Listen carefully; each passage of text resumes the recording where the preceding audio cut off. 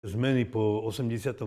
roku vytvorili v tejto oblasti nový priestor, ktorý dovtedy neexistoval, nebol, pretože vlastne Rómovia ani neboli vnímaní ako národnosť a vlastne, že im prislúcha nejaká inštitúcia, ktorá by sa nimi zaoberala. Takže vlastne toto obdobie sa využilo, si myslím, ako najmä tie počiatky boli také veľmi, veľmi motivačné pre rómskú inteligenciu, ktorá chcela sa zaoberať problematikou napredovania Rómov na Slovensku, aj v Československu samozrejme tedajšom. No a bolo tu niekoľko takých osobností, ktoré vlastne pôsobili pozitívne. Napríklad nebohá pani Lacková, Prešovčanka. Tá vedela vyburcovať ľudí proste k aktivite. Vedela nastoliť problémy. Prešove vznikol kultúrny zväz rómskej národnosti, ktorý potom samozrejme sa dostal do rúk inde. No, pri ministerstve zdravotníctva vtedy sa začal vytvárať taká komisia, alebo výbor, alebo nejaká sekcia pre túto problematiku. A vtedy vlastne prišiel za mnou do Sabinova nejaký pán z tohoto ministerstva a proste chcel, aby som bol členom toho. Tam som sa spoznal potom s Karolom Semanom, ktorý napriek všetkému bol veľmi, veľmi šikovný, schopný človek, dobre vzdelaný, absolvent Karlovej univerzity. No a vlastne tak sme si vytvorili dobré vzťahy, aj priateľské. A vlastne z takej komunikácie medzi ním a mnou vznikla myšlienka vytvoriť katedru. Ja som ju pôvodne chcel mať v Prešove. Buď pri pedagogickej alebo filozofickej fakulte. Vtedajší dorevolučný prorektor Univerzity Košickej, profesor Halečka, nebojí. To bol vlastne vedúci katedry filozofie, kde som ja študoval, tak som ho oslovil a spolu sme pripravili taký návrh tej katedry, s ktorým som potom šiel na ministerstvo. Mali to ešte odobriť dekani prešovských fakult dvoch. Novodomec a Uličný. Tak Uličný bol dekan filozofickej fakulty, on bol tomu viac naklonený a Novodomec klamal. Novodomec klamal. Ja som v tom čase učil na pedagogickej fakulte a som zorganizoval aj jednu konferenciu, takú pedagogickú, ale o rómskej problematike vo vzdelávaní. No a prišiel vtedajší splnomocnenec, nebojí pán Baláš, to bol prvý splnomocnenec pre rómskú komunitu. A prijal nás vtedajší dekan, Novodomec. No a bola debata aj o tejto katedre a dekan tedy pred splnomocnencom samozrejme, no ja som s pánom Godlom v kontakte, proste ako budeme na tom spolupracovať, proste okecával, klamal. No a ja som to samozrejme potom aj Balážovi toto všetko povedal, že to vôbec nič nie je pravda, čo hovorí. Takže nakoniec katedra vznikla v Nitre ako s určením teda prípravy učiteľov pre základné školy, kde mali študovať Rómovia. No. Vedúcim katedry sa stal vtedy Karol Seman, on bol poslancom federálneho zhromaždenia, no a tam vtedy bol poslancom aj rektor Nitrianskej univerzity, ja už si meno nespomínam teraz narýchlo.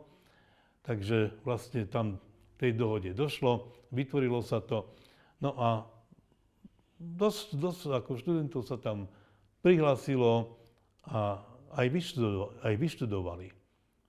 No a mnohí z nich aj učia.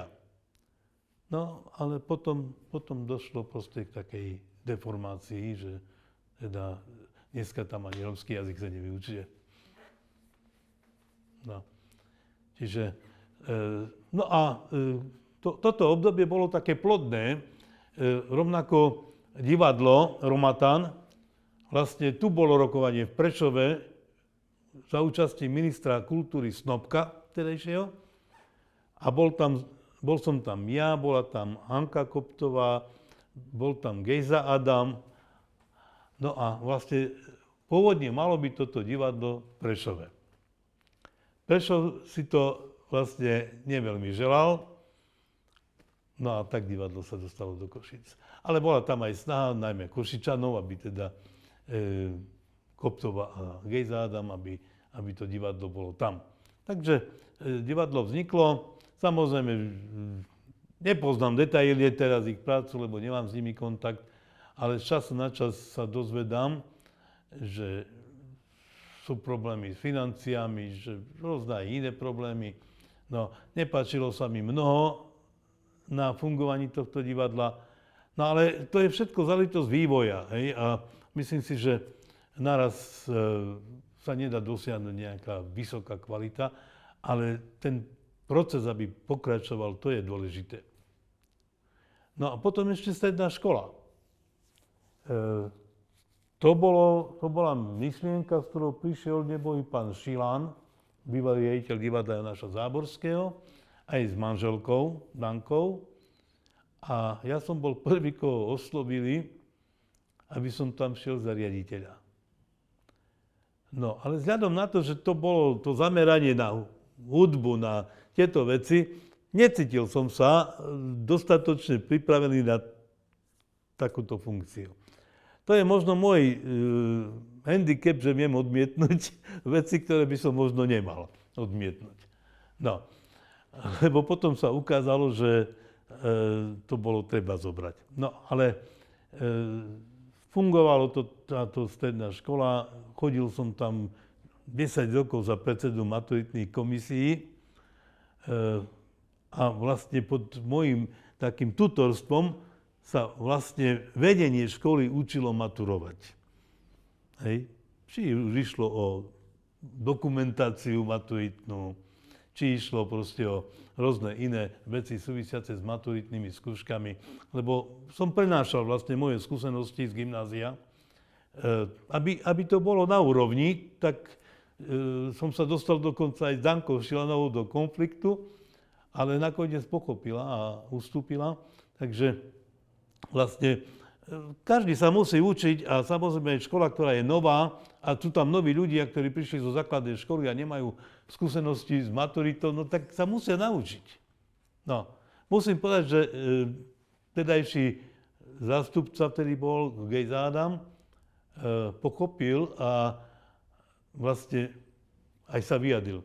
Počúvajte Fera Godlu, lebo on má skúsenosti. Tak sa nehádaj s ním. No, tak to je jedna z takých spomienok proste na toto obdobie.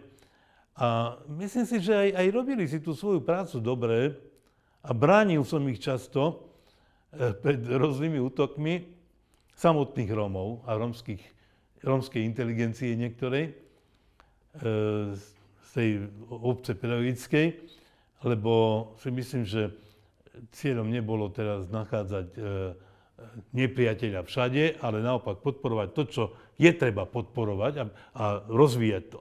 Takže prečo nepodporovať školu? Docent Tancoš na jednej konferencii v Košiciach prišiel za mnou a mi hovorí, poď, sadneme si a chcem s tebou porozprávať. No a tak sme si sadli a on prišiel s myšlienkou, či by nebolo možné vytvoriť pri MPC v Prešove taký malý, ale výkonný útvar, ktorý by sa zaoberal jazykom rómskym. Ja som to privítal, ale nenašli sme pochopenie a podporu na úrade splnomocnenca. Či splnomocnenky nie, tedajšej, Kláry Jorgovanovej. Nepodporila to, aspoň teda z jeho podania mám takú informáciu, áno. čo si myslím, že takéto dačo mohlo existovať, pretože napríklad Rusíni majú na MPCčku v Prešove, tam sú dvaja ľudia, ktorí sa zaoberajú jazykom, literatúrou, rusínskou. No a Rómovia nemajú. Podobne na fakulte, tu pri Prešovskej univerzite existuje pracovisko, profesor Bernacovský to zriadil, ale rómskú problematiku tam reprezentuje Mušinka. No, takže tieto veci sú ako nové, potrebné a myslím si, že je to jedno, už je tam Róm alebo nie Róm, ale zaoberá sa kvalifikovanie danou problematikou, tak je to v poriadku. Čiže ten posun nastal. Pokiaľ ide o politiku, tak aj tam veď vznikli rôzne politické subjekty na rôznej úrovni, s rôznym trvaním a s rôznym vplyvom, hej, ale v podstate minimálnym v samotnej rómskej komunite. A vlastne potom sa začali dostávať do popredia iné subjekty, myslím teda iní ľudia, s inými záujmami, čisto subjektivistickými.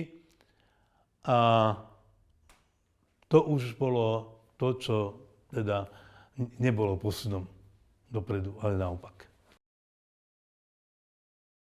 Pán Tanko ma svojho času navrhol za kandidáta na prezidenta Slovenskej republiky. Nenormálne ma to prekvapilo, samozrejme, a nahnevalo. Hneď som reagoval aj v médiách a proste som sa toho zbavil, pretože pán Tanko so mnou o tom nerozprával. Proste žiadna politická kultúra neexistuje a myslím si, že Rómovia nie sú ešte ani politickým národom. Lebo ak by boli, tak by bola tu maximálne dve strany, ale myslím si, že úplne by stačila jedna jediná a nie toľko, koľko sa už ich vystriedalo však. Takže Rómovia nie sú politický národ, ten proces uvedomovania sa až do tejto roviny ešte nedospel. A to je vlastne úloha ďalších generácií, si myslím, lebo aj tie pôvodné myšlienky, ktoré Rojka napríklad ako stelesňovala a kde boli sformulované aj treba v tom programe a v stanovách, ktoré som ja pripravil a čo bolo aj schválené, musím povedať s takou ľutosťou, že mnohí z tých, ktorí boli vlastne delegovaní na tej konferencii, nerozumeli, o čom to je. Nerozumeli o tom, čo je. Takže vlastne aj tu je otázka vzdelania veľmi dôležitá, áno, aby tí ľudia boli pripravení byť aj politickým národom. A jedna taká možno úsmevná vec, predsedom strany Rojky bol pán Mižič, podnikateľ, inžinier. On proste ma prosil, aby som napísal tie stanovy, aby som napísal program tejto strany, lebo nemá to kto urobiť. No tak som to urobil a celkom ma to bavilo, pretože vlastne ten program bolo treba nastaviť na tie podmienky, v akých tí Rómovia žijú a aj tie ciele tam určiť a podobne. A potom boli voľby a pred voľbami on tak sa mi zdôveril s takým istým trápením. Hovorí, Fero, keď my vstúpime do vlády, tak my nemáme ľudí. No pre mňa to bola úsmevná príhoda, lebo si myslím, že to bol prejav takej naivity, že už budeme vo vláde, hej, lebo vo voľbách uspejeme. No, tak som mu povedal, ty sa tým netráp vôbec. Ano, to je otázka ešte mnohých rokov, ak vôbec. A tak si myslím, že aj som mu povedal, len aby aspoň 2-3 ľudí sme dostali do parlamentu. To by bol úspech. No ale ani to sa nestalo, samozrejme.